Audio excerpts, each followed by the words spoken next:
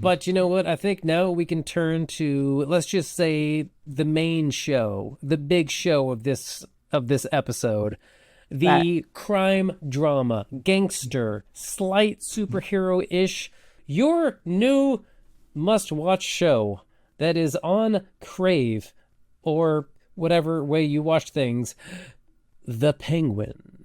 um, it's definitely not the Acolyte. It is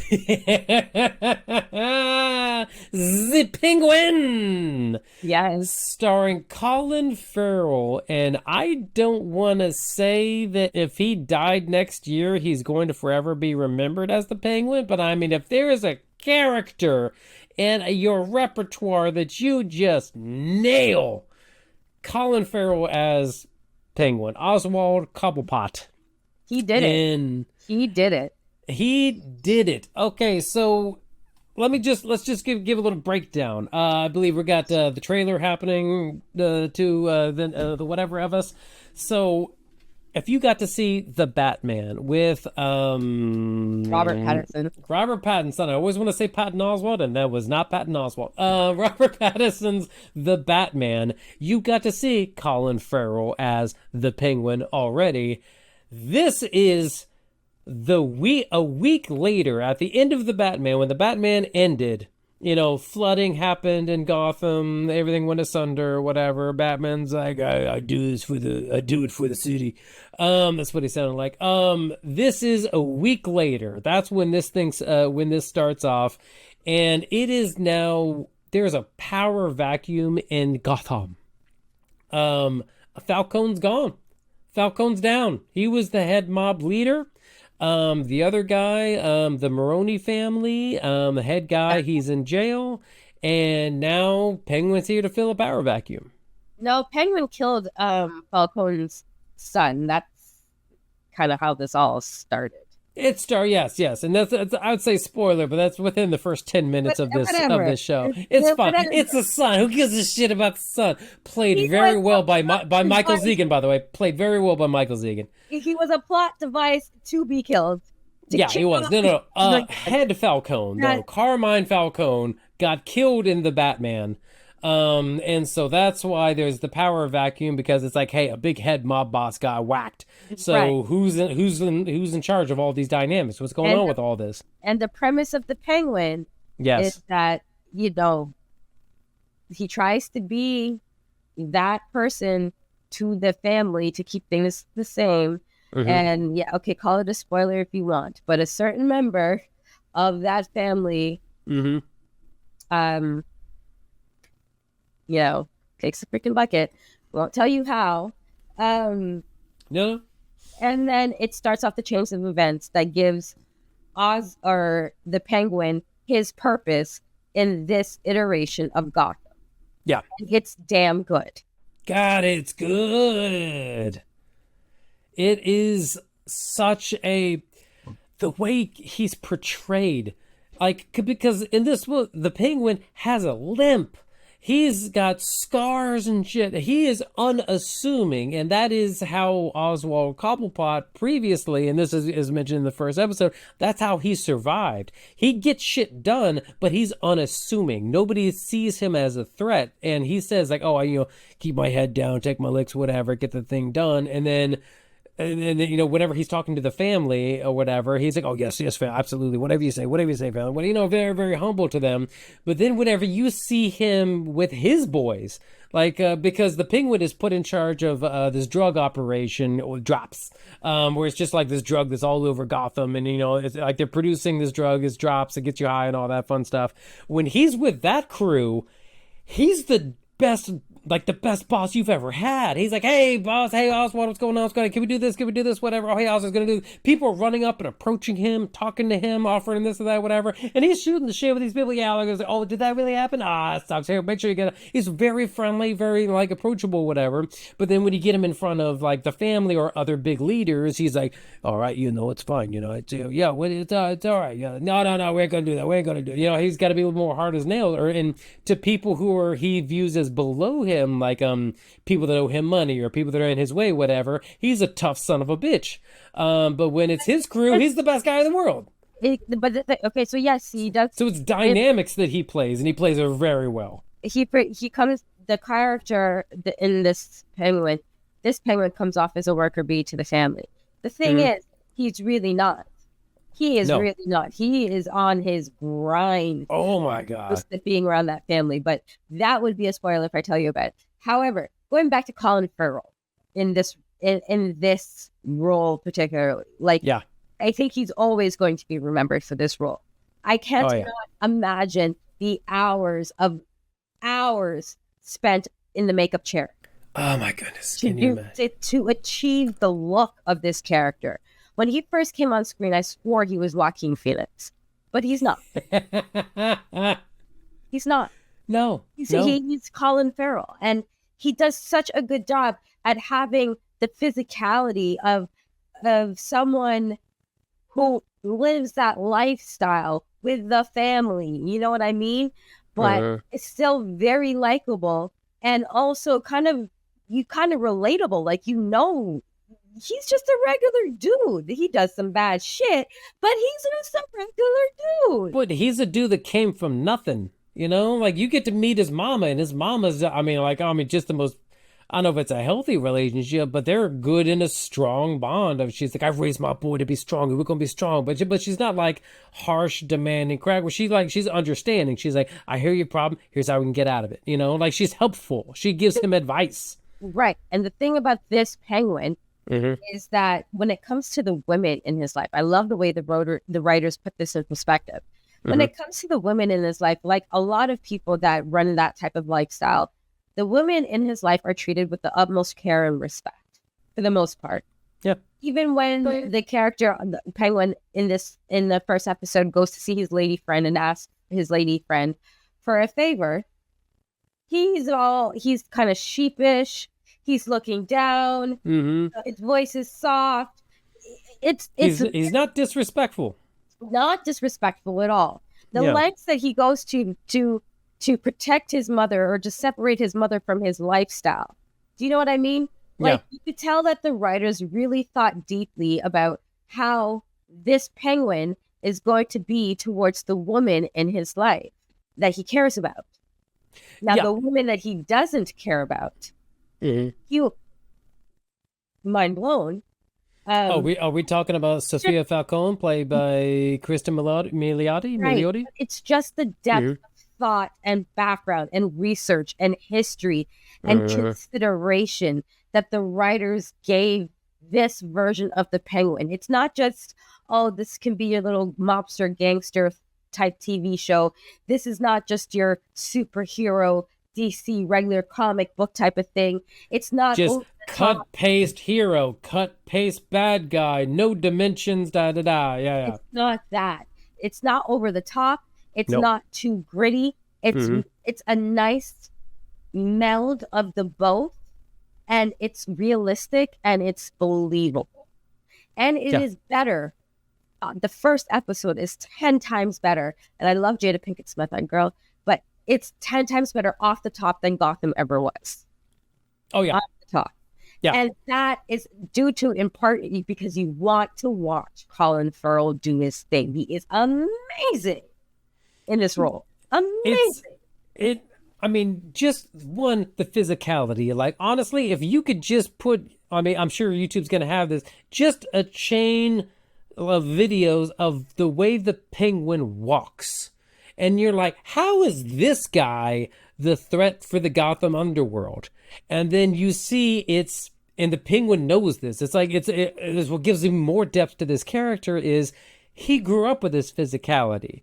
He grew up, the looks like scars happen over time, but he knows that he's strong one-on-one. He's not strong in a room, and so he has to use his brain. And he's a guy that knows when to use physical, and he has to be very selective when he does it, but mostly when to use your brain. The way this man does not get painted into a corner shows so much of what this character is like, the quick thinking on this man, and the dynamics that he's playing. It is a movie, it's a TV show about dynamics. Who, like every single person, the penguin relates to differently and treats differently, and takes different roles with. Like the way he talks to his mom versus the way he talks to his lady, the way he talks to one of the Falcons, the way he talks to the Maroni, the way he talks to anybody, even like his sidekick that he picks up, Victor. Yeah. The way he talks to his dynamic with him is different. The way he talks to his boys and the drug shop, is every single way, because he knows he's different to every single person, because every single person means differently to him. A threat, a promise, a resource, family, and he relates to them all differently, and he's smart enough to know when to switch on and when to switch, which dial to switch to depending on the situation he's in. He has been almost killed a couple times in this first episode, and he's penguin his way out of every situation, because honestly, and that is the comic book Penguin. That's why you're like, how does this fucking goof troop make his way up there? That's how he makes his way up there. He's smart as hell, and he knows how to work dynamics. Yeah, and I also, what I want to give to the people behind this TV show, not just the strength of the Penguin alone, not just Colin Farrell's acting, is this visual effects. Obviously, we're looking at New York, right? Or what looks to be New York. It could be. Gotham's always been gritty New York. But the visual effects are so subtle. It's dynamic, like you said. Dynamic seems to be an all over theme for this series, but it's also very subtle. You have to know what you're looking at in order to actually be able to see those seams. Or else, if you're not looking at it in that sense, in that context, you're just watching a show, and you're going to be hella entertained by a TV show. This is the first time I've actually been able to sit back and watch something. I forgot that we were going to talk about it. I forgot I need to take notes. I'm into this. No, I literally had to scrub through the episode again right before we did this thing, because as I was watching, I was just like, I'm like, oh shit, yeah, that's right. I needed what was this part again? I have to refresh myself. It was good. Okay. Because you just get lost in it. Because it's that good. Because you want to continue watching it. Okay, but who played Victor? What's the actor's name that played Victor? His name is Renzi Feliz. Renzi Feliz. Okay, so I think once he settles into his role, he will get better at it. I was thinking the exact same thing. I thought, okay, I wasn't impressed with the character of Victor, but that's because Victor was trying to not die. And you're not going to be your best whenever you're struggling to live. Yeah. And I feel like you're going to get a little bit, Renzi's going to be able to settle more into him, whatever. 100% number one thing that just, whenever she was on scene, Kristen Milioti playing Sophia Falcone. Every single, I'm just gonna look at you right in the camera. Every single scene she's in, you were on bated breath of, is she gonna snap?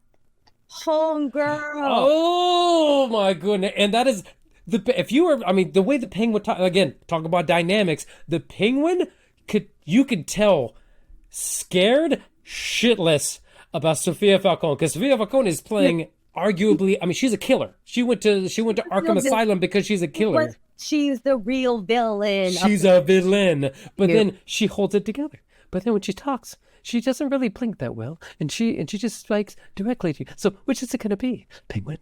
Oh my God, every line of dialogue she produces, you're just I didn't want to move because I didn't want to offend her or set her off. You watch her because you know she's coming for you. But what's really she plays it so well. But what's really well done is that they are so smart in the way that they approach conflict in this series, because not only are they using incredible actors, but they go the circuitous route, which is kind of like maybe people who you think are gangsters would do, where they, instead of just coming straight at you on a situation, they ask you a couple questions first. They let you get settled. They let you start to feel comfortable. And then all of a sudden, it's bam, they hit you with something. It's just like, what you gonna do? What are you gonna say? Where is to go right now. I've just trapped you into a corner and you've just lied in my face for 2 minutes. I let you lie to my face for 2 minutes because I wanted you to keep painting yourself into that corner, and then I got you. Here's the evidence of how I got you. Here's the second evidence how I got you. Here's the gun that says I got you. Right. But the thing is, it's like, it's done in such a way where you don't even, like the characters, the audience doesn't realize it's happening, because I think the people behind this series not only use the gangster lifestyle as inspiration, but they use politics as inspiration as well, because Steve Carell's in this, and the other gentleman from the House of Cards who played Francis's assistant, he is also in Michael Kelly. Michael Kelly. I can't wait for him. Oh, he was in the first episode, though. But was he? I didn't notice him. Yes, he was. He's part of the family. I'm looking at a lot of these like faces, and I'm like, were you in the first episode? I didn't notice. But the thing is, it's like you could tell that they were inspired by these two worlds in order to bring this world of the Penguin together. And it's really super smart. It's full of intrigue. It gives you suspense. You know the zinger is coming. You know that banger is coming, but you just don't know how it's coming, which makes it even all the more entertaining. It is, honestly, I'm done. I'm done. So after I watched The Penguin, my wife hadn't seen The Batman, and I was like, well, you know what? If you want to see like the first time the Penguin's in there, let's watch it, whatever.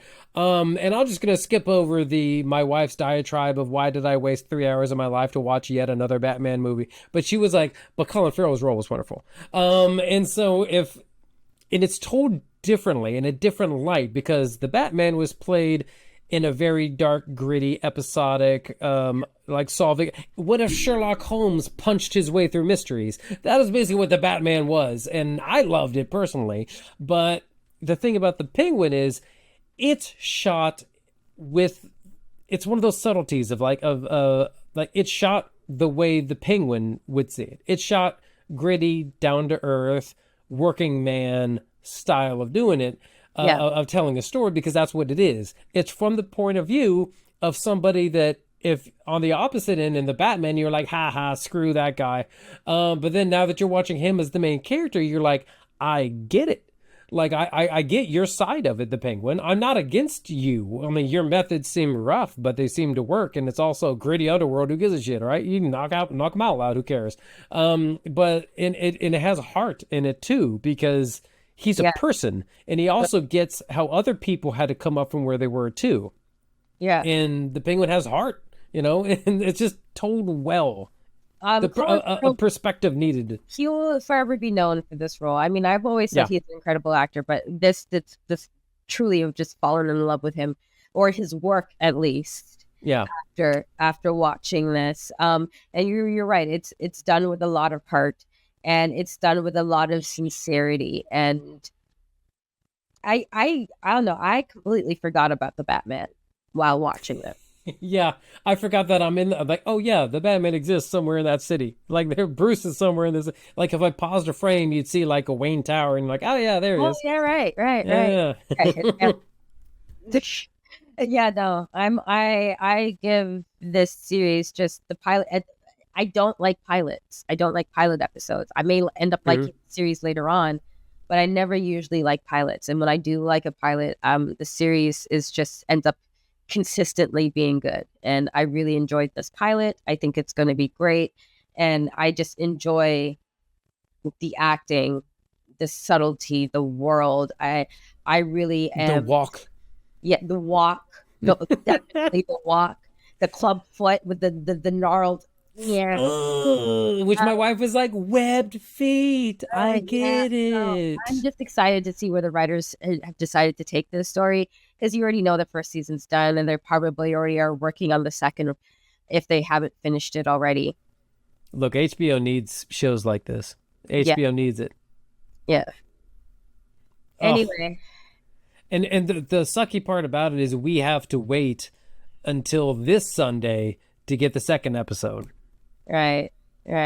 So and then it becomes every Sunday, and it gets more regular after that. But right, but we are going to watch episode 2, aren't we?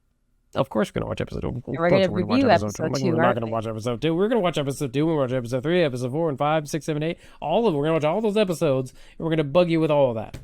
And we're reviewing all of them, aren't we? Yes, we're gonna review each episode, all the oh my gosh, all the I can't believe, all that stuff we're gonna be doing with the Penguin, with Andrea, with me, Jared, maybe a Sarah. Here on Critic Box, we are gonna keep you abreast of the Penguin.